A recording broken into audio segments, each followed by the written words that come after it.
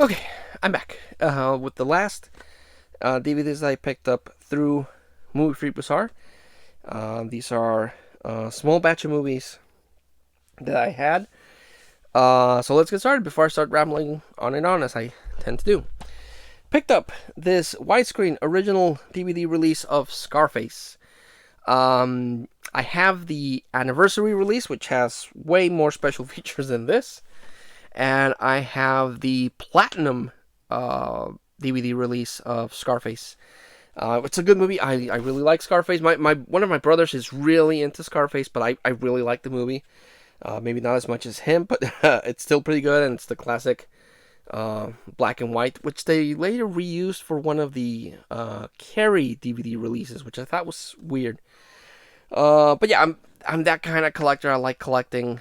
If there's a movie that I like collecting different releases of the movie because sometimes they add stuff. For example, they might improve the image quality, they might improve the audio quality, they might restore it so they clean it up a bit. They might add special features. I don't know, a whole bunch of stuff that happens during each one of the releases. So with this one, this is my third, actually fourth, because I have the anniversary edition in widescreen and full screen. The platinum one is in widescreen, and this is widescreen. Back when you can release widescreen and full screens. But yeah, Scarface, classic movie. What hasn't been said about Tony Montana? But yeah, I thought this release looked unique, and I would like to see. I don't know if it exists, but I would like to own the TV cut of Scarface. Just for novelty's sake, the TV cut of Scarface omits a lot of the profanity and the violence. And I think in the anniversary one, definitely in the platinum one, because that's the one I recently saw, there is a special feature where they talk about it, how everyone thought it was insane that Scarface could be released on TV, edited down for TV, but the guy that did it, and everyone was like, he did it. And he was able to edit a bunch of stuff and get Scarface released on TV. So I would like to get that just for novelty, but I don't know if it exists. Again, I have 3 versions of Scarface, and none of them have the TV edit. So picked up this one. I've actually been trying to get this one for a while, whether on DVD or Blu-ray, because I know there's a Blu-ray DVD combo pack. I finally came across a copy on DVD. I don't know why it took me so long to get this movie. It was a box office bomb. No one went to see it, but I wanted to go see it, and I didn't get to see it. I wanted to go see it, and I wanted to own it. And I finally have a copy of John Carter, or as I knew it for a while, John Carter from Mars. And it's about this soldier that gets transported to Mars, and somehow he's like Superman. That he was on Earth, but in Mars, I guess because of the lower gravity, he has like superpowers, and he has to fight in this fantasy world. Disney really banked on this being like a big series, but it bombed really bad and disappeared into obscurity. But I wanted to own a copy, and now I finally do. So that's cool. Told Blind Buy, just picked it up because it stars Randy Couture, Danny Trejo, and Billy Zane. Final Kill, filmed by Justin Lee, but I don't know anything about it. So picked up this one, still in the Blockbuster. I think it's Blockbuster. Might not be. Might be. Oh yeah, it is Blockbuster. Just doesn't say here on the thing. But Edward Burns and Elijah Wood in Ash Wednesday. For a while, I was actually, whenever I came across a Blockbuster thing, I would take out the stickers. Now I leave them on for nostalgia because there's no more Blockbuster. But this is a crime thriller also starring Rosario Dawson. And that's where I confirm it's Blockbuster because it's Blockbuster there.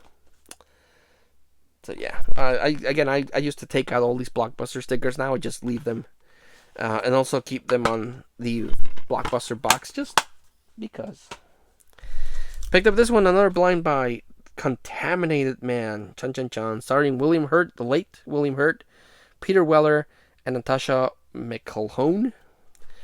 This one's about this guy that gets contaminated by a pathogen, and he doesn't know it, so he's going out, interacting with people, and he's spreading it. And, everyone's trying to find the guy and contain him before he releases this super outbreak. So yeah, that sounds really super interesting, and I picked it up because of that. I like picking up these really random, weird movies. Picked up another one. Picked this one up because it stars Michael Ironside, and I freaking love Michael Ironside. Him, Elias Koteas, Lance Henriksen. They're my favorite. That guy from the area that I grew up. And this is The Veteran, where this veteran has to travel back to China to a prisoner of war camp to find a buddy, and then something happens. So yeah, picked that one up. Picked up the complete second season of Veronica Mars. This was a short-lived show that didn't have a conclusion until much later. It was crowdfunded, and they released a movie to conclude all the loose ends from the TV show. I have season 1 and I have the movie, but I didn't have season 2. I want to say that it went to season 3, maybe. Don't quote me. That's what I remember. I don't remember if this was the last season and then they canceled it without the proper conclusion, or if it did get season 3, then they canceled it without the proper conclusion, and that's many, many years later they released the movie. But I dug Veronica Mars. I thought it was really cool. She was like this girl that was solving crimes. I thought it was cool, and I'm really happy to add season 2 because, again, I only have season 1. Blind Buy, don't know anything about this one. The Magdalene Sisters, don't know. Supposedly based on true events, but I've learned long ago that no movie that says that it's based in true events is actually based on true events. Maybe it's inspired by true events, but then they tend to enhance things that happen for the purpose of a movie. So yeah, I don't know. It says that it's the story of 3 extraordinary women whose courage to defy a century of injustice will inspire a nation. I don't know. Blind Buy. Picked up the complete first season of Breaking Bad. Full disclosure, I have not seen Breaking Bad. It's on Netflix, and a lot of people say, like, how come you've never seen Breaking Bad? And I've never seen Breaking Bad. It took me years to actually watch Game of Thrones, and it's I don't know. I'm kind of weird that way. I like seeing shows from the start. If I didn't see a show from the start, it's kind of harder for me to get into a show, especially once a lot of people start seeing it, because then I feel like when I start watching it, you only started watching it because it's popular. And that kind of bugs me. I don't know if it makes sense. I like seeing a show from the start and then following it all the way through. I don't like jumping into a show at the middle part because I don't know what's going on. And I don't know. It does take me a little bit of out of it. If a show becomes really popular, it kind of gets me a little hard to get into it. If I'm not there from the start, I don't want to come off as like I'm only watching it because it's popular, because I actually fight against that.